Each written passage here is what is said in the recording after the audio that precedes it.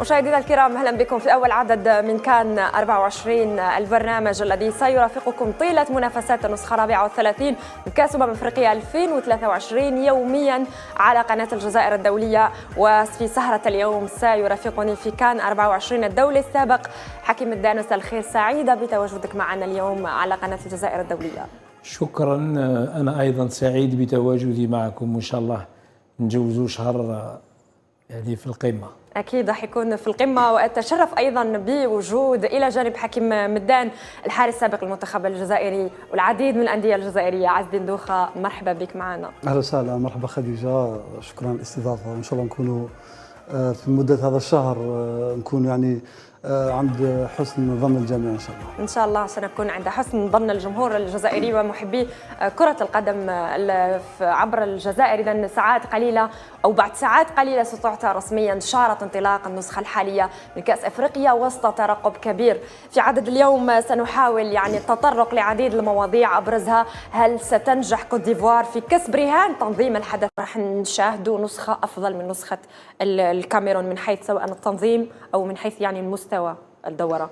أولا أكيد أنا الشيء اللي لفت انتباهي هو اللجنة المنظمة للكأس أفريقيا بالكوت ديفوار، وبتقديم يعني تقديم تجربة فريدة من نوعها من حيث الإمكانيات اللي وفرتها الدولة. حتى في خطاب رئيس جمهورية كوت ديفوار كان ألح على تنظيم كأس مغايرة من كل الجوانب، وحتى في خطابه حث الشعب الإيفواري حتى يكون في مستوى تطلعات العالم وإفريقيا أيضا. ومن جانب آخر حثهم على يكونوا سفراء لبلدهم في كوت ديفوار. شيء جميل أنه يكون هذا التحسيس والتوعية من هذا الجانب، أنه أيضا حتى إبراز ثقافة البلد أيضا داخلة في كرة القدم.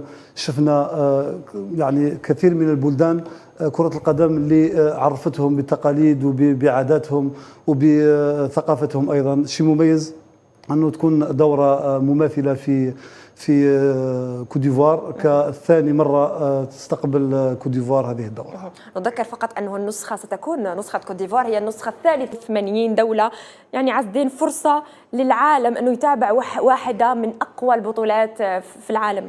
والله شوف، افتح قوس، إذا تكلمنا بلغة الأرقام دونت عندي عدة معلومات خاصة بكأس أفريقيا هذه في الكاميرون. هنالك 5 دول ستكون مستضيفة لكأس أفريقيا، 24 ملعب تدريب. هنالك أيضا تقريبا 1300 لاعب اللي راح يشاركوا في الدورة هذه، 52 مباراة راح تكون حتى النهائي. راح يكون 101 حكم وحكم تماس. راح يكون أيضا 10,000 متطوع و350 مدير مشروع لكأس أفريقيا، 23 قناة تلفزيونية. فيما يخص أيضا النقل التلفزيوني حتكون 60 قناة نقل مباشر في 90 دولة، نحو أكثر من 1.5 مليون متفرج في الملاعب، و600 مليون مشاهد متوقع في كأس أفريقيا الحالية. يعني أرقام كبيرة حكيم مدان. اليوم بطولة كأس أفريقيا للمرة الرابعة في تاريخه، يعني كيف سيتعامل المنتخب الإيفواري في نظرك مع هذه المواجهة؟ والله ما نظنش راح تكون مفاجأة، لأن المنتخب الإيفواري معروف حتى أنه عنده عامل الأرض والجمهور. أمام الجمهور أكيد ما راح يفرط بالمباراة. احنا دائما نقولوا في دور المجموعات المباراة الأولى مهمة جدا لأي منتخب للدخول بقوة في المجموعة. أكيد المنتخب الإيفواري ما راحش يفتح المجال لغينيا بيساو، ومش حتكون مفاجآت. نظن أنه المنتخب الإيفواري يفوز بالمباراة أكيد. حكى جان لوي غاسكي التجربة الأولى في الملاعب الإفريقية، هل تتوقع مع هذا الجيل أنه يحقق شيء أو مفاجأة، أو خاصة أنه يلعبها على أرضه يعني المنتخب الإيفواري؟ أكيد هذه قوة المنتخب الإيفواري في لاعبيه يشطون في عدة الأندية الكبرى. أظن عنده مدرب محنك يعرف كيف يتعامل مع المباريات هذه، يعرف إفريقيا أيضا، مدرب فرنسي. أنا نظن أنه قوة الفريق في هذا اللاعبين اللي رايحين يعطوا قوة إضافية للمنتخب الإيفواري. مش حتكون مفاجأة. المنتخب الإيفواري أمام جمهوره في أرضية ميدانه أكيد راح يصنع الفارق في المباراة الأولى في كم من المباريات اللي راح يلعبها. يعني من أبرز المرشحين لبلوغ المربع الذهبي. المربع الذهبي. كنا نتحدث أيضا عن المنتخبات المرشحة تغييرات عديدة في تشكيلة أو تعداد المنتخب الجزائري بقيادة جمال بالماضي. هناك أسماء جديدة، يعني اليوم هل تتوقع بهذه الأسماء أنه درجة الانسجام ستكون كافية في تعداد المنتخب من أجل المنافسة على اللقب؟ لكن شوفي فيه مزيج ما بين اللاعبين الشباب اللي عندهم طموح لبلوغ النهائي ولتحقيق النجمة الثالثة، وفي أيضا اللاعبين اللي كانوا متواجدين في المنتخب في 2019 أيضا.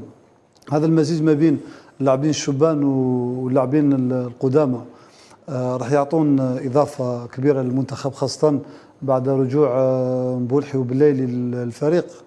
أكيد راح يقدموا إضافة فيما يخص أيضا المدرب يعرف يعني قيمة كل لاعب، يعرف أيضا مستوى كل لاعب، فأكيد يبقى فقط كيف راح يدخل أول مباراة اللي قلنا دائما هي المهمة في المجموعة ومفتاح اللي تقدر تروح بعيد في المنافسة الإفريقية مثل هذه. بالحديث عن يعني التشكيلة، يعني شاهدنا تربص ناجح وشاهدنا مباريات طوغو وبوروندي، هل يعني عندما نشوفوا هذه المباراتين هل اتضحت؟ نعم احنا ما شاهدناهاش يعني صحيح ما شاهدناهاش. ممكن نتيجة ولو شاهدناها في اللايف فقط. نتيجة تعطينا ولا 26 سنة اللاعبين نتوقع انه مع جمال بالماضي يكونوا في المستوى هذه الدورة. دقيقة في 30 ثانية يعني وصلنا إلى الختام، اسمين تتوقع أن يتألقوا في هذه النسخة قبل الختام؟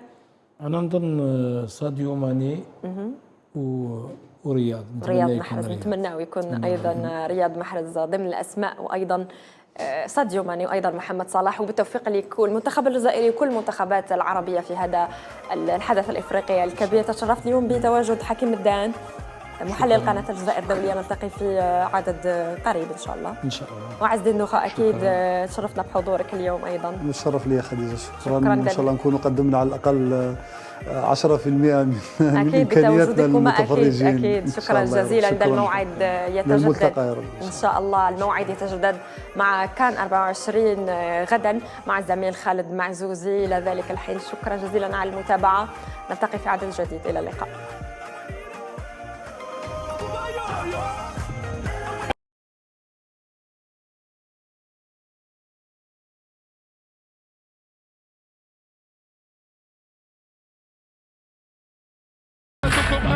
قدم لكم هذا البرنامج برعاية موبيليس، الراعي الرسمي للمنتخب الوطني والاتحاد الجزائري لكرة القدم. موبيليس، معا نصنع المستقبل.